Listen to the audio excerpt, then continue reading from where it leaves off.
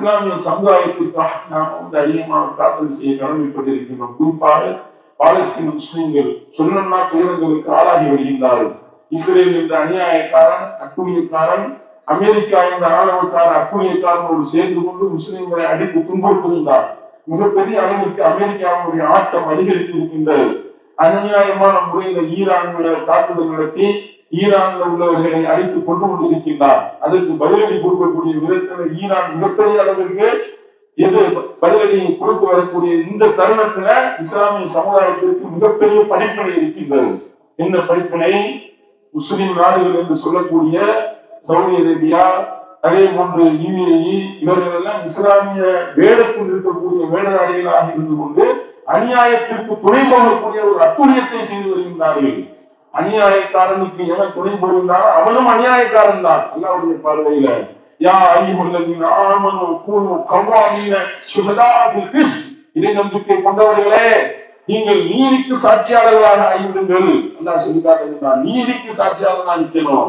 அவன் யாருன்னு பார்க்க கூடாது. அவனுடைய நெருங்கிய உறவினரா, சொந்தக்காரனா, முஸ்லீமா, இந்துவா அல்லது யூதனா, அப்படி பார்க்க தேவையில்லை. நீதியை பாரு, நியாயத்தை பாரு. அல்லாஹ் அப்படித்தான் சொல்லி காட்டுகின்றான்.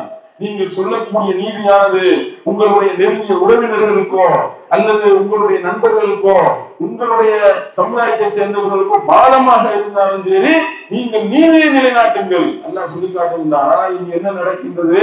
அநியாயக்கார அமெரிக்காவிற்கு ஆதரவாக இந்த அட்டுழியக்காரர்கள் முஸ்லிம்கள் என்ற போர்வையில் இருக்கக்கூடியவர்கள் அதை செய்யக்கூடிய அனைத்து அநியாயத்தையும் அவர்கள் ஆதரிக்கின்றார்கள். முஸ்லிம்களை அழித்தொழிக்கக்கூடிய அநியாயத்தை ஆதரிக்கின்றார்கள். காரணம் என்ன? உலக ஆதாயம், காசு, பணம், பொருளாதார மோகம், அமெரிக்காவுடைய அந்த வியாபார ஒப்பந்தம், இதெல்லாம் அவர்களை உலகத்தை நோக்கி சாய செய்து விட்டது. நபிகள் நாயகம் ஸல்லல்லாஹு அலைஹி வஸல்லம் அவர்கள் சொன்னார்கள், ஒரு காலம் வரும் நீங்கள் எல்லாம் அப்பொழுது கொத்து கொத்தாக கொல்லப்படுவீர்கள். அப்புறம் சஹாபாக்கள் கேட்டாங்க, யார சொல்லலாம்? நாங்க ரொம்ப குறைவா இருப்போமா? இல்ல, நீங்க நிறைய இருப்பீங்க, ஆனால் உங்களுடைய உள்ளத்தில் வகன் வந்துவிடும். யார சொல்லலாம்? வகன் என்றால் என்ன என்று கேட்கும் போதெல்லாம் அவர்கள் சொன்னார்கள், வகன் என்னன்னு தெரியுமா? உலக ஆசை, உலகத்தினுடைய கவர்ச்சி அதிகமாயிடும், மரணத்தை பற்றிய பயம், செத்தாலும் செத்துருவோமோ இதுக்குத்தான் பயந்துகிட்டு ஒவ்வொருத்தவனும் அநியாயத்தின் பக்கம் நிற்கிறான். உலகத்தில் வாழ்ந்தாக வேண்டும் என்ற அற்ப உலகத்தின் பக்கம் சாய்கின்றான். இதெல்லாம் அற்பமான உலகம்.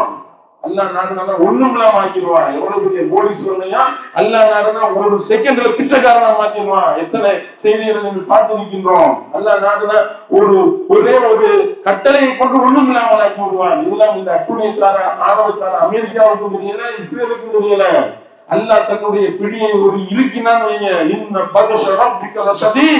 என்னுடைய பிடி மிக கடுமையா இருக்கும்ன்றான்.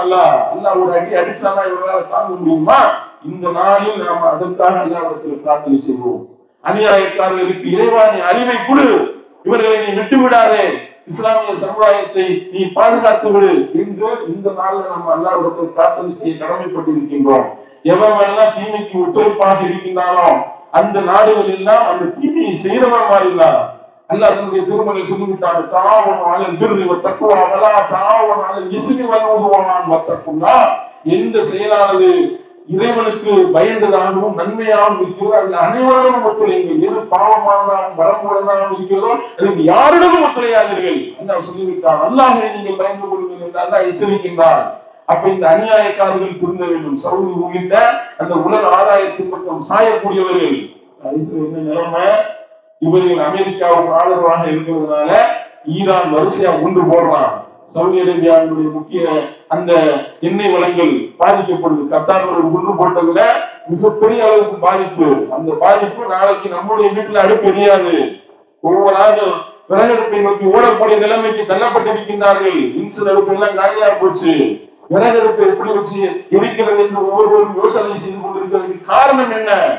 அநியாயக்காரனுக்கு எவன் துணையாக போனானோ அந்த துணையாக போன அந்த அநியாயக்கார செயலே இவ்வளவு பேருக்கு பாதிப்பை ஏற்படுத்துகின்றது. சிந்தித்து பார்த்தீங்களா? நம்மெல்லாம் எவ்வளவு சிரமப்படுவதற்கு ஒரு அநியாயக்காரனுக்கு ஒருத்தர் முஸ்லீம் என்ற பேர்ல இருக்கக்கூடிய அநியாயக்காரன் துணை போவது எவ்வளவு பெரிய பாதிப்பை ஏற்படுத்தி விட்டது. அல்லாஹ் பாதுகாக்க வேண்டும். எந்த ஒரு நிலையிலையும் நாம் நீதிக்கு சாட்சியாளராக இருப்போம். ஒரு தீமையை நம்ம பார்த்தோமா அந்த தீமையை கண்டிக்கத்தான் இருக்க வேண்டும். ரசூல் ஸல்லல்லாஹு அலைஹி வஸல்லம் அவர்கள் சொன்னார்கள், இதை இந்த பெருநாளுடைய தினத்தில் ஒரு உறுதிமொழியாக எடுத்துக் கொள்ளுங்கள். எந்த ஒரு தீமைக்கும் நான் துணை போக மாட்டேன். எந்த ஒரு தீமையை பார்த்தா ஒண்ணு நீங்க கையால தருங்க, இல்லாவிட்டால் நாவால தருங்க, இல்லாவிட்டால் மனதார வெறுத்து ஒழுக்குங்கள்.